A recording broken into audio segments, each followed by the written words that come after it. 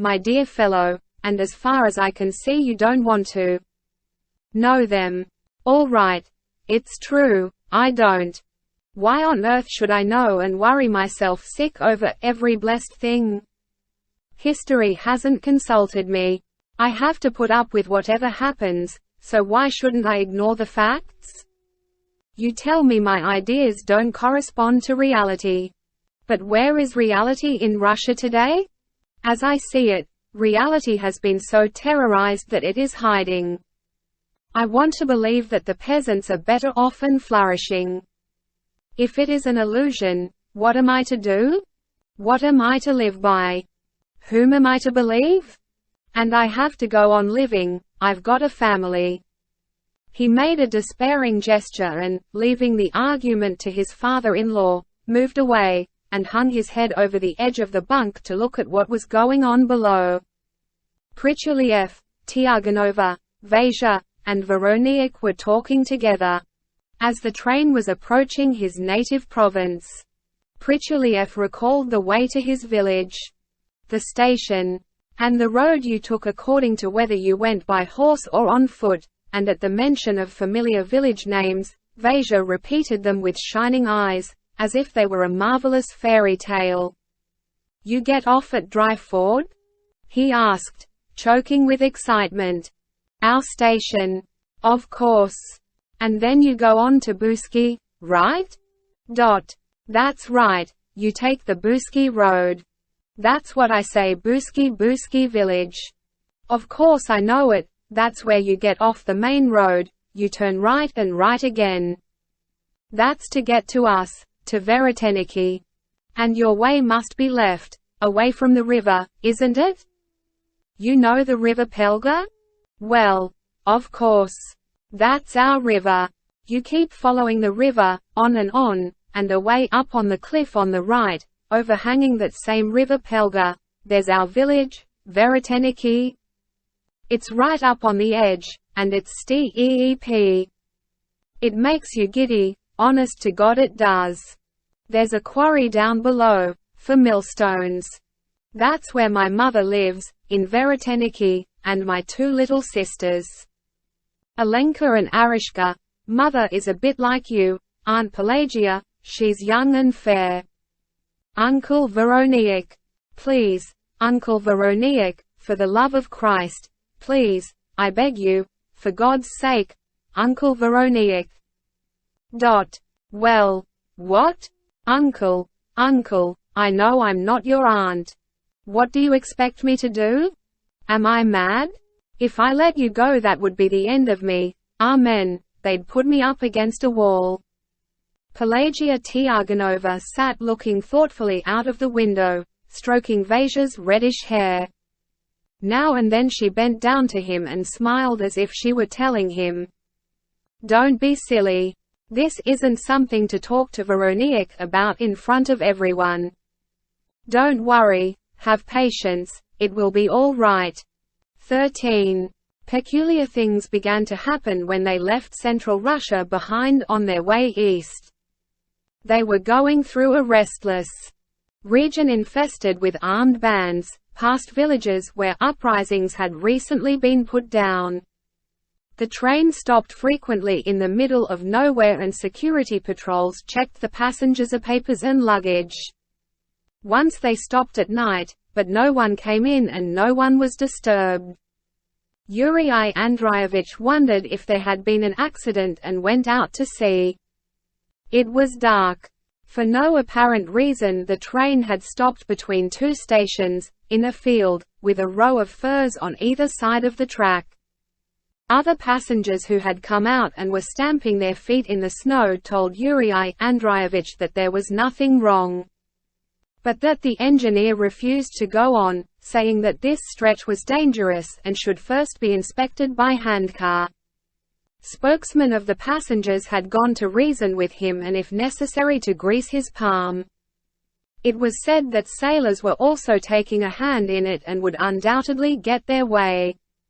The snow at the head of the train was lit up at intervals, as from a bonfire, by fiery flashes from the smokestack or the glowing coals in the firebox. By this light several dark figures were now seen running to the front of the engine.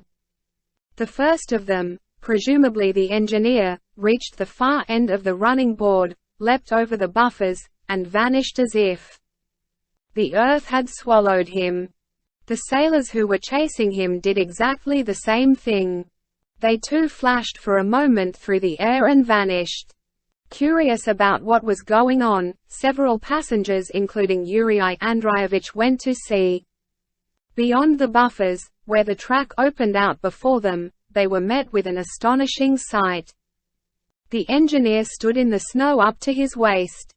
His pursuers surrounded him in a semicircle, like hunters around their quarry. Like him, they were buried in snow up to the waist. "Thank you, comrades, fine stormy petrels you are," the engineer was shouting. A fine sight, sailors chasing a fellow worker with guns. All because I said the train must stop.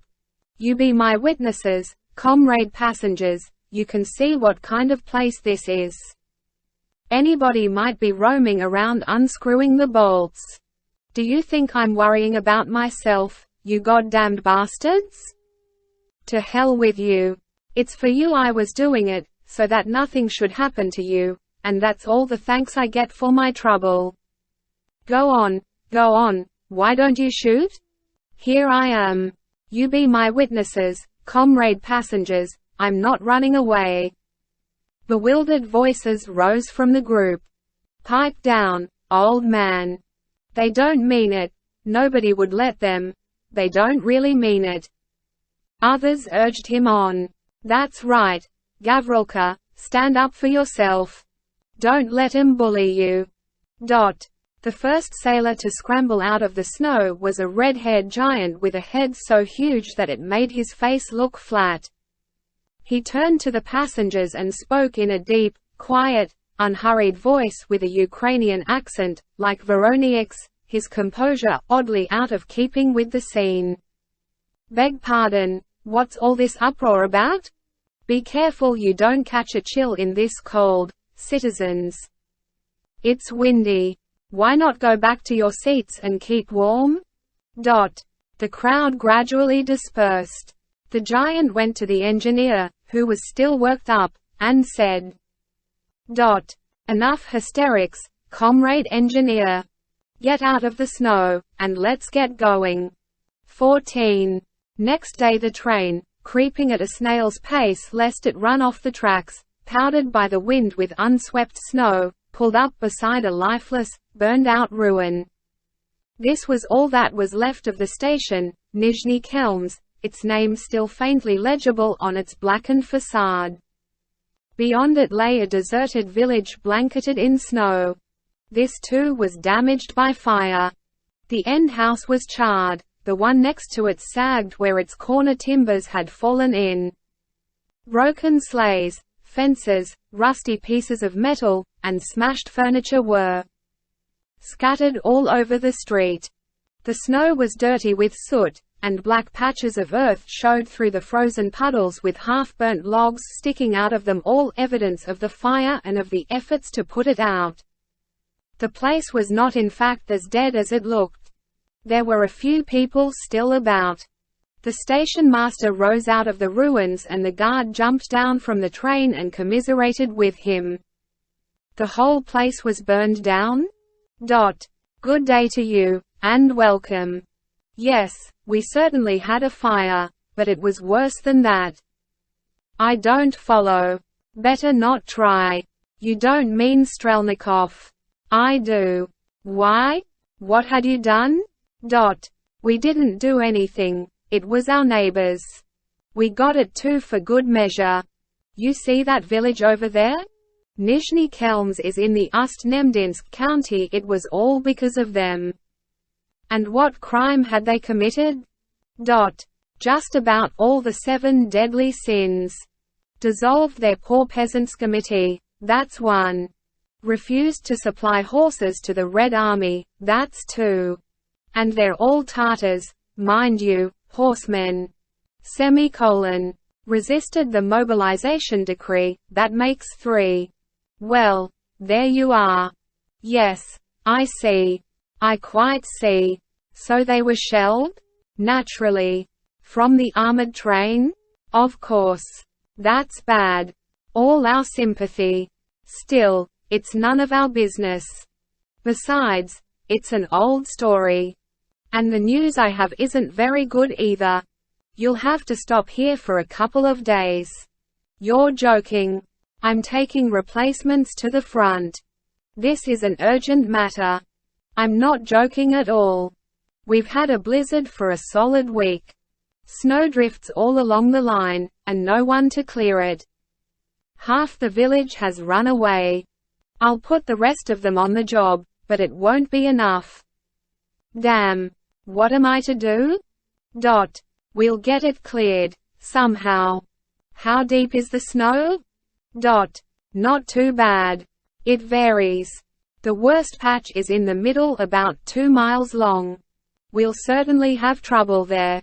Farther on, the forest has kept the worst of the snow off the tracks. And on this side it's open country, so the wind has blown away some of it. Hell, what a pain in the neck. I'll mobilize all the passengers. That's what I was thinking. We mustn't use the sailors and Red Army men.